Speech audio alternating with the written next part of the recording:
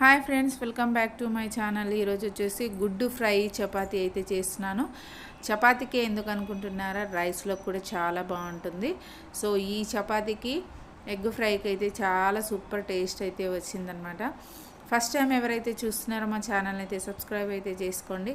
అట్లా ఇప్పుడు నెక్స్ట్ వీడియోలోకి అయితే వెళ్దాం పదండి. ముందు గుడ్లను అయితే ఉడకబెట్టుకోవాలి. ఇట్లా చూస్తున్నారు కదా, ముందుగానే 4 గుడ్లు తీసుకొని అయితే ఇట్లా ఉడకబెట్టుకోవాలి. గుడ్లతో పాటు అన్నం కాకుండా చపాతీ అయితే చేస్తున్నాను. సో ఇప్పుడైతే చపాతీ పిండి కూడా తడిపి పెట్టుకుందాము. దానికి చపాతీ పిండి అయితే కలుపుతున్నాను. సో కలిపి ఒక 10 నిమిషాలు అయితే పక్కన పెట్టుకుంటాను. ఆలోపు ఆనియన్స్ అయితే కట్ చేసి పెట్టుకుందాం మనం.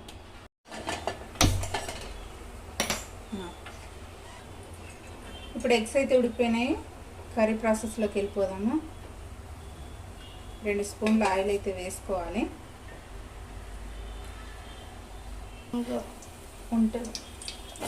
ఇప్పుడైతే ఆనియన్ వేసుకుందాము.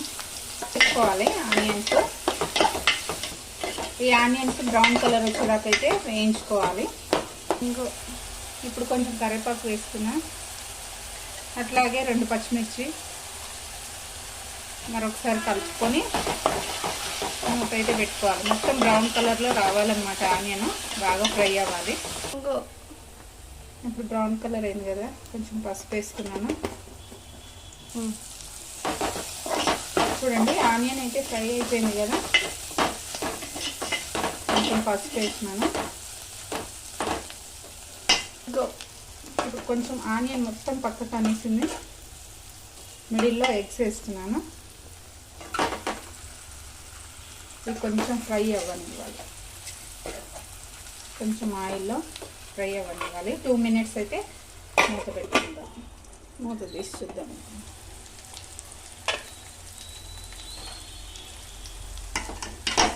చూడండి, ఎగ్ అయితే ఫ్రై అయిపోయింది. ఇలా అయిన తర్వాత మొత్తం మిక్సీ వేసుకుందాము. కొంచెం సాల్ట్ వేసుకుందాము రుచికి సరిపడా. అట్లాగే కారము 2 స్పూన్ల కారం కూడా వేసుకుంటున్నాను. ఒకసారి కలుపుతాను. ఇలా మిక్స్ చేసుకోవాలి. చాలా టేస్టీగా సూపర్గా ఉంటుంది రైస్లోకి కానీ చపాతీలోకి కానీ కర్రీ.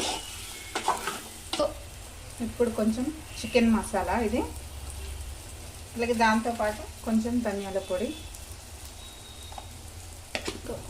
ఇప్పుడు ఒకసారి కలుపుతున్నాము.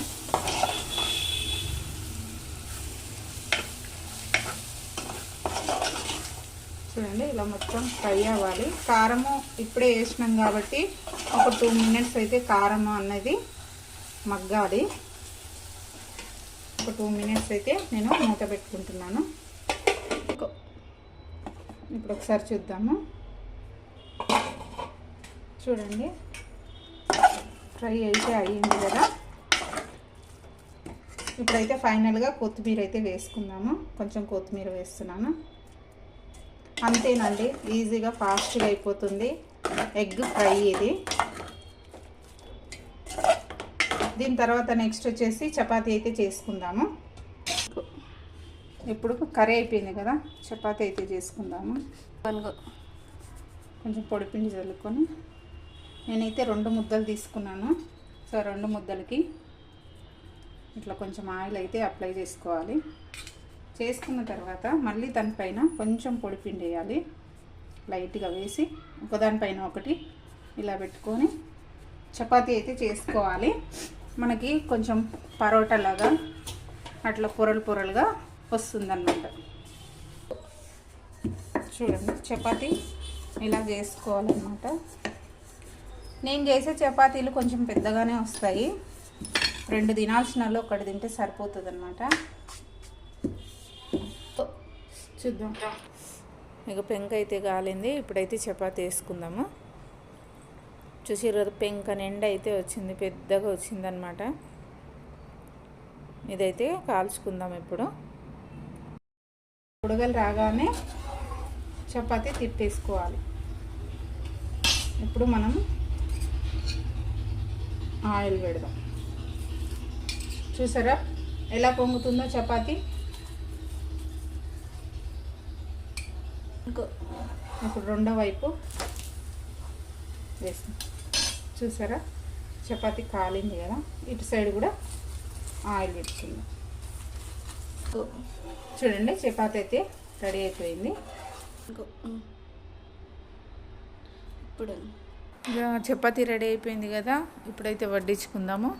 వేడి వేడిగా గుడ్డు fry chapati combination super taste. అట్లాగే రైస్లోకి కూడా చాలా బాగుంటుందండి. రైస్లోకి కానీ జొన్న రొట్టెకి కూడా చాలా బాగుంటుంది. సో ఈ వీడియో కనుక మీకు నచ్చినట్లయితే లైక్ చేయండి, షేర్ చేయండి. అలాగే ఫస్ట్ టైం ఎవరైతే చూస్తున్నారో మా ఛానల్ అయితే సబ్స్క్రైబ్ అయితే చేసుకోండి ఫ్రెండ్స్.